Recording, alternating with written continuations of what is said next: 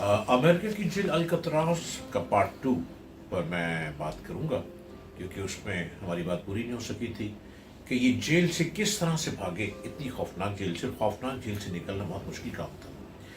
Jail से निकलने तक का इंतजाम हो गया था, अब रह गया था समंदर जिसे किसी भी तरीके से पार करना था। वो चारों 15 दिन उस मसले पर सोचते रहे। फिर 16वें दिन में से एक ने आइडिया दिया कि किसी भी तरीके से एक कश्ती बनाई जाए जो समंदर पार करने में हमें मदद देगी। और फिर उसी तरह एक म्यूजिकल क्लास के दौरान पुलिस के 9 रेनकोट चोरी किए गए और उन्हें सुई धागे से एक दूसरे के साथ जोड़कर एक कश्ती तैयार की गई। अब उनकी सारी तैयारियां मुकम्मल थीं, बस एक सुनहरी मौके का इंतजार था जो खुशकिस्मती से जल्द ही आ गया। एक रात किसी वजह से जेल में सिक्योरिटी बहुत कम थी। ये देखते हुए उन्होंने उसी रात भागने का फैसला किया। लेकिन अचानक ही उनके एक साथी एलन वेस्ट ने उन्हें बताया कि उसके सेल की दीवार पूरी तरह नहीं टूटी।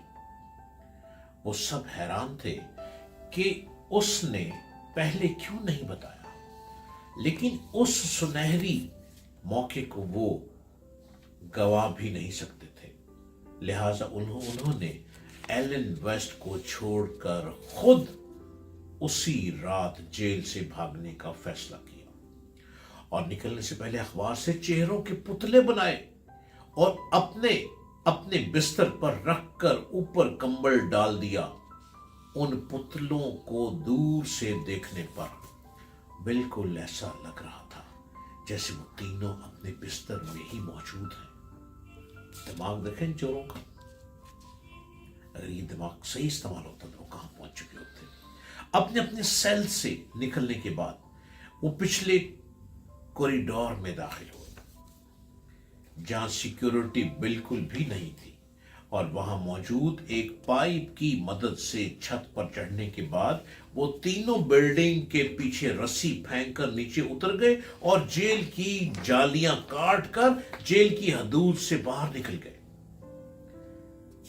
इसके बाद वो तीनों समंदर तक पहुंचे और रैनकोट से बनाई गई कश्ती निकालकर उसमें हवा भरने लगे और फिर साहिल की तरफ रवाना हो गए।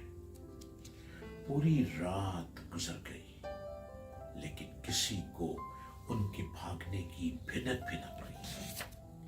अगली सुबह जब गार्ड्स कैदियों को जगाने के लिए उनके सेल्स की तरफ गए तो उन्हें पता चला कि वो तीनों भाग चुके हैं। और फिर पहली बार अल्कतरास जेल में वो सायरन बजा जो आज से पहले कभी ना बजा था। पुलिस ने अमेरिका के सारे इंटेलिजेंस इदारों को इत्तला कर दी और पूरे एयरलैंड पर इन तीनों की तलाश शुरू कर दी गई। कई रोज तक समंदर में रिसर्च ऑपरेशन जारी रहा, लेकिन उन तीनों का कुछ पता न चला। ना कोई लाश मिली और ना ही कोई ऐसी निशानी जिससे जाहिर होता कि वो तीनों समंदर में डूबकर मर गए हैं या किनारे तक पहुंच गए हैं। उसी दौरान उनके चौथे साथी एलन वेस्ट जो जेल में ही मौजूद था, उसने पुलिस को बताया, सब कुछ बता दिया, क्योंकि उसे यकीन था कि अगर वो ना भी बताए तो कुछ टाइम बाद उन्हें खुद ही सब कुछ पता चल जाएगा। और फिर एलन वेस्ट के सेल में भी पुलिस ने वो होल देखा जो बाकी तीनों सेल में था। इसलिए पुलिस ने उसे समझाया कि अगर वो सरकारी गवाह बन जाए तो उसकी सजा में कमी हो सकती है।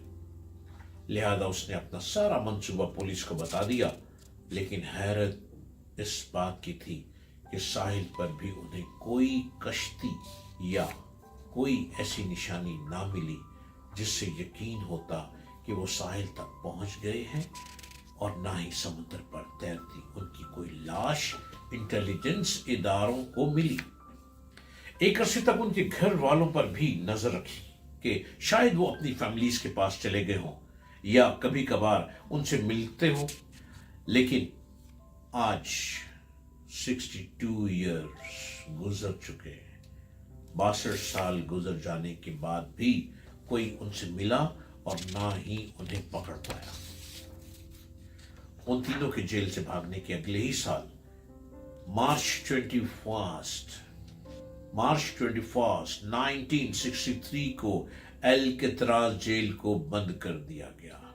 ایف بی آئی سمیت امریکہ کی 3 ٹاپ ایجنسیز بھی اس کیس میں الجھ کر رہیں گے، اور یہ کیس الجھتے ایک مسٹری بن گیا جسے آج تک کوئی حل نہ کر سکا۔ 1979 میں ایف بی آئی نے تو تھک ہار کر اس کیس سے ہاتھ اٹھا لیے، لیکن U S martial law service میں یہ کیس آج بھی کھلا ہے، اور ان کے اصول کے مطابق تب تک کھلا رہے گا جب تک یا تو یہ تینوں پکڑے نہیں جاتے، یا ان کی لاشیں انہیں مل جاتی، یا پھر ان کی عمر 99 ایئر تک نہیں ہو جاتی۔ یہ ہے اتنی بڑی جیل سے بھاگنے والے قیدیوں کی کہانی، جن کا آج تک پتہ نہیں، زمین کھا گئی، آسمان کھا گیا، سمندر میں ڈوب گئے، سمندر کی تہہ تک سب ڈھونڈا ہے، کہیں کچھ پتہ نہیں۔